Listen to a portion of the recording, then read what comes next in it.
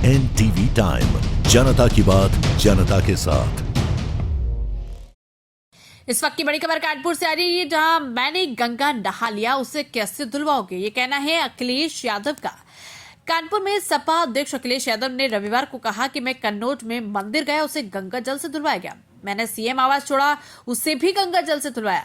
अब तो मैं गंगा जी में नहाया। अब भाजपा के लोग बताएं कि गंगा जी को कैसे धोएंगे। दरअसल 7 मई 2024 को अखिलेश कन्नौज के बाबा गौरीशंकर मंदिर में पूजा अर्चना करने गए थे।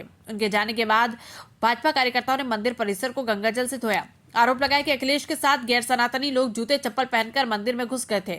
उन लोगों ने मंदिर को अपवित्र किया। बाबा गौरीशंकर मंदिर में अखिलेश ने पूजा अर्चना की। बाद में भाजपा कार्यकर्ताओं ने मंदिर को धोया। अखिलेश जी ने कहा कि आज जब कानपुर आ रहा था तब गंगा का जल स्तर बेहद कम दिखा। बच्चे गंगा किनारे रेती पर क्रिकेट खेल रहे थे। मई जून में क्या स्थिति होगी? आज मुख्यमंत्री आगरा में हैं, वहां यमुना भी सूख जाएगी। ये डबल इंजन नहीं, डबल ब्लंडर की सरकार है। दोनों इंजन आपस में टकरा रहे। अखिलेश रविवार को कानपुर के जाजमऊ में एक शादी समारोह में शामिल होने पहुंचे। अखिलेश ने कहा कि ये बड़ा आयोजन है। हमें याद है कि सब समाजवादी पार्टी की सरकार थी, तब हमें कुंभ कराने का मौका मिला था। तब हमने कम संसाधन में इसे बेहतर तरीके से कराया था। ये बात तमाम स्टडी कहती है, हार्वर्ड यूनिवर्सिटी भी कहती है। कानपुर से विशाल सैनी की रिपोर्ट। ऊपर घमासान छिड़ा हुआ है, देखिए क्यों? हमारे आपके लिए कानपुर कामपुर बने, कानपुर कामपुर बने, यहाँ के कारखाने चलें, उद्योग चलें। जो नाम कभी कानपुर का था, जो प्रतिष्ठा कानपुर की कभी थी, जो लाखों लाख लोगों को नौकरी रोजगार देता था और देश की प्रदेश की अर्थव्यवस्था में अपने आप को और अपना स्थान बनाता था।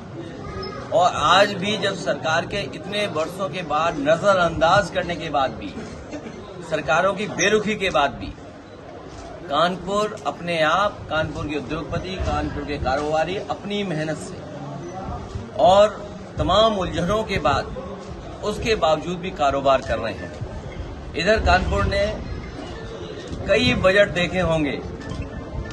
जैसे हर बजट ने भारतीय जनता पार्टी के ने मायूसी लाने का काम किया। एक बार फिर जो आखिरी बजट से पहले बजट था, उसने भी कानपुर को कुछ दिया नहीं। आज भी अखबारों में जो तस्वीर छप रही है, जो सबसे बड़ी खबर मैं मानता हूं, वो आपके पनकी के कारखाने की है। ये वही पनकी का कारखाना है जो समाजवादी पार्टी ने और मैंने खुद ने इसको आगे बढ़ाने का काम किया। उसका परिणाम ये हुआ कि आज कानपुर में जो पुराना पनकी का कारखाना था, उसको खत्म कर करके नया पनकी का कारखाना बन गया है। न केवल ये कानपुर को बिजली देगा, प्रदेश को बिजली देगा, और न केवल कानपुर की अर्थव्यवस्था बेहतर होगी, बल्कि इससे देश की भी अर्थव्यवस्था बेहतर होगी। कानपुर कामपुर बने, उस दिशा में हम लोग काम करना चाहते हैं। और मैं तो कहूंगा कानपुर वालों से, बीजेपी के आपने सब कुछ देख ली, सरकार भी देख ली, सांसद भी देख लिए, स्पीकर भी देख लिए और कई और पद भी देख लिया आपने। मिला क्या कानपुर को? गंगा वैसी की वैसी। अभी जब मैं कानपुर घुस रहा था तो मैं देख रहा था गंगा के किनारे जहां पानी खत्म हो गया है, वहां बच्चे क्रिकेट खेल रहे हैं मैदान में। तो सोचिए मई जून में क्या होगा गंगा का, मां गंगा का मई जून में क्या होगा। और आगरा में मुख्यमंत्री गए हुए हैं। जब गंगा सूखेगी कानपुर में, तो आगरा में यमुना सूख जाएगी। ये वो सरकार है जो किसी संस्था को मानती नहीं है। उत्तर प्रदेश पॉल्यूशन बोर्ड क्या कह रहा है, सेंट्रल पॉल्यूशन बोर्ड क्या कह रहा है, दोनों में झगड़ा है। ये डबल इंजन नहीं, डबल ब्लेंडर की सरकार है। दोनों इंजन टकरा रहे हैं और डब्बों का हाल पता ही नहीं है, डब्बे क्या कर रहे हैं। और जो उर्दू की बात आपने की थी, जहां से शुरुआत हुई थी, मुख्यमंत्री जी क्या बोले, क्योंकि नेता सदन है, उनके बारे में सब जानते हैं, वो कुछ भी बोल सकते हैं।